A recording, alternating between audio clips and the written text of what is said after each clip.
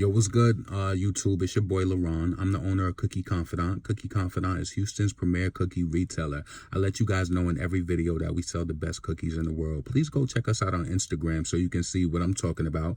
Cookie Confidant on Instagram, cookieconfidant.com on the website. We just got the website redesigned, so please let us know about that. And you can email us also at cookieconfidant@gmail.com if you have any questions on orders or anything like that. I wanted to make this quick video because I just feel like this, right? I feel like it's a lot of shit that we see in our community, and it's a lot of things that perpetuates itself because we don't speak about it. I'm sorry if no other dude can relate to this shit, but the women that I love in my family, my nieces, my cousins, all of that, my aunts, all that shit, I don't want them to date a nigga, or I don't want them to date a broke nigga. Why do we get so mad at women when they don't want to date niggas who don't got money and who able to hold shit down? The world seems like it's going in a different direction. When I grew up in born in the 80s, raised in the 90s, you seen niggas really make moves, whether they was hustling and getting money, they was taking care of their bitch. I hate to say it like that, but that's just in a way of like looking at it from that level. Remember back in the day, you see nigga hustling, getting money, whether if he had multiple girlfriends or not or whatever. He was getting money and he was the dude. He was the provider. I feel like nowadays niggas don't want to provide no more. You don't want to provide no more. The fuck? Why y'all getting mad at them because they want a nigga who can make shit happen? Think about it like this. I never realized it until because I grew up with brothers. My mom didn't have any girls. My father had a daughter, but we didn't grow up in the same household. So when my nieces were born in 2007, it made me realize, oh shit, like the things women go through, like, different things, like from safety, then financial, when they get older and start dating and bringing dudes into their life. I don't want my nieces being with nobody who can't hold shit down, and I don't want them to not be able to hold shit down themselves. You know what I'm saying? But why are we getting mad at black women for not wanting to date niggas who ain't about shit? Why don't we start speaking up about the shit? It's like, you don't want to talk about it, but guess what? Then when your daughter is having a fucking baby and your grandbaby ain't being taken care of, then it's gonna be a big fucking problem. Now you gonna want to kill a nigga like, oh, he don't do shit for my grandbaby. Oh, the motherfucker don't do shit for my grandbaby. And then you're gonna think of like, oh shit, I didn't do shit for nigga. That's how this shit this is how it perpetuates. This is how the cycles keep getting repeated. Cause people don't cut that shit. Nah, I salute black women. I love when I see that black woman and she's with that dude who you could tell like he got some, he's doing this thing. There's nothing more that I love than a black woman who knows her worth. I don't give a fuck what nobody say under this video. I don't care what you comment, what you vomit.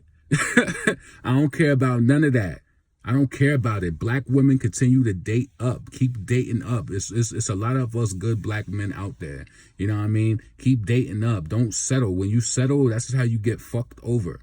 Give a fuck what they told you. I don't give a fuck what they told you. Man, listen. You think I'm gonna fucking live my life and have all of this knowledge and not kick it to my nieces and tell them shit like that? Why would I implore them to date a nigga who just give anybody a chance? Nah.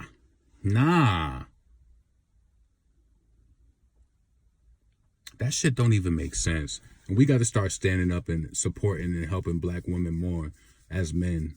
Like, for real, man. Them whole, like, I always thought that I was different anyway because I'm not against child support. I'm not against it. Not how I seen how my mother had to fucking work hard and she had strokes and shit from fucking working 3 jobs trying to send us to a fucking private school.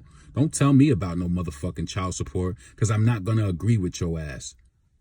Not going to agree with you. There's so many of us black men who grew up in these households where our mother did not get no fucking child support, and y'all niggas be capping and making it seem like women are wrong for wanting child support.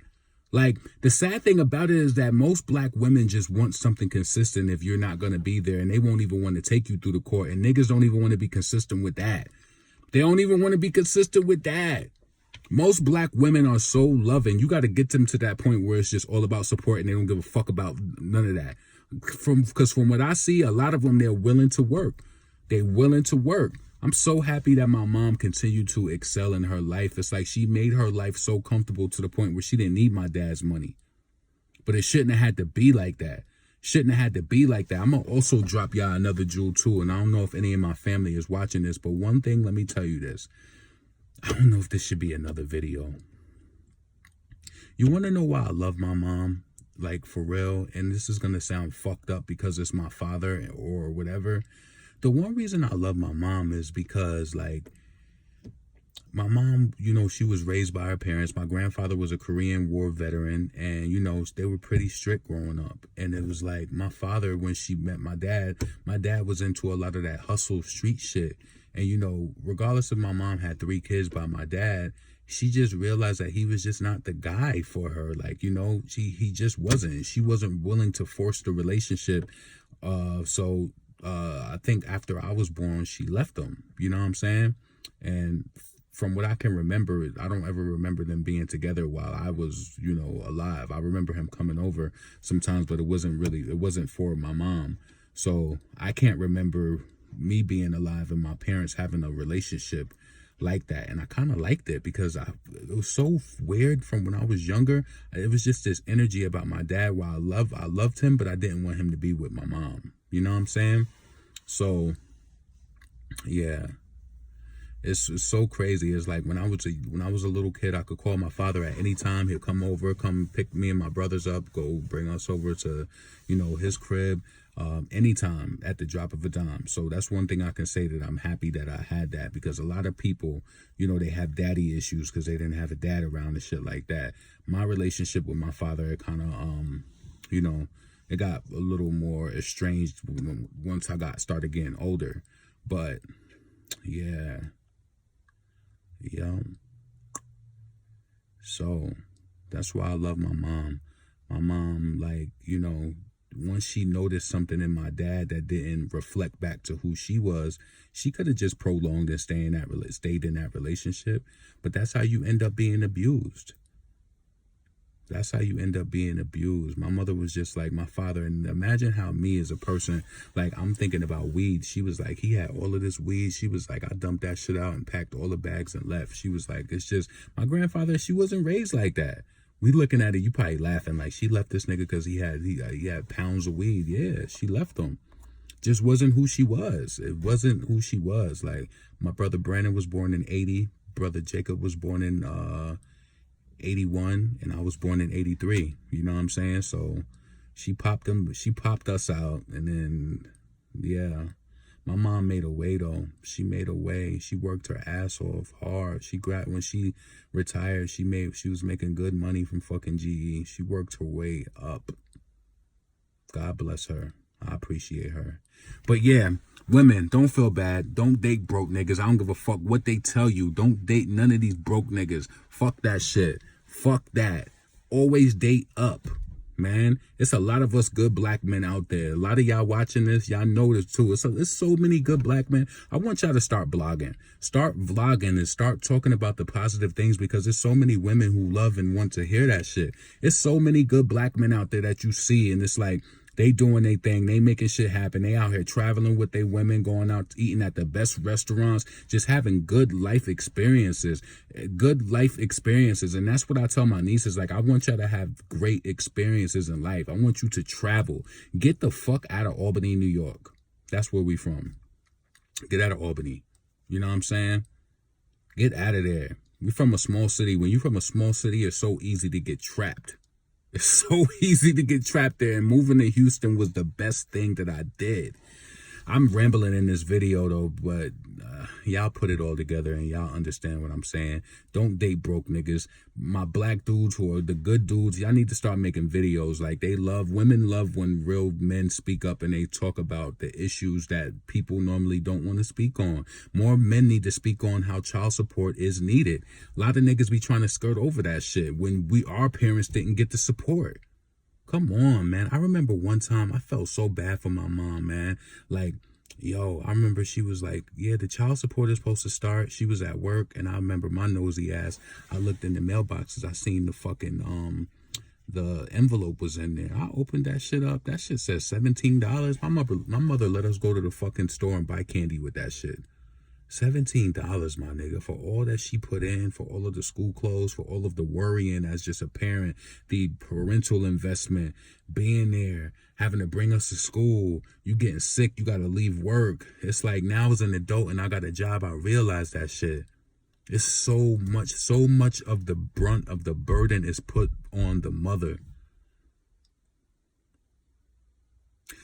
I always say to my friends, to my women friends, and I know that this might sound fucked up because this is not the type of advice that people probably want to hear, but I tell women, if you have a child by a guy and you don't feel like you're gonna be together forever, have a baby by a guy who you feel like this nigga might bring me to court. Like, he's gonna love my child just as much as I do. He's gonna be equally obsessed over my child. He wants the best education for them. He wants XYZ. Get a nigga who's not gonna let you just run off with your child or let you run off with your child. Like, get somebody who is structured where you know that, number one, they got a good source of income, concrete source of income coming in, and number two, they are rooted in fucking family values, because a person like that ain't just gonna let you just, even if y'all relationship ain't together. I love seeing people who can co-parent and just, it's all about the kids.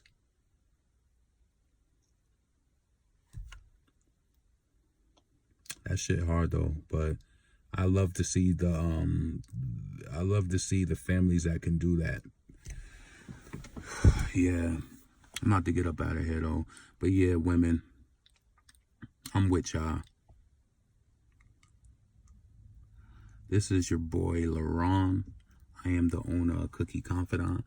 Please check us out on the website, cookieconfidant.com.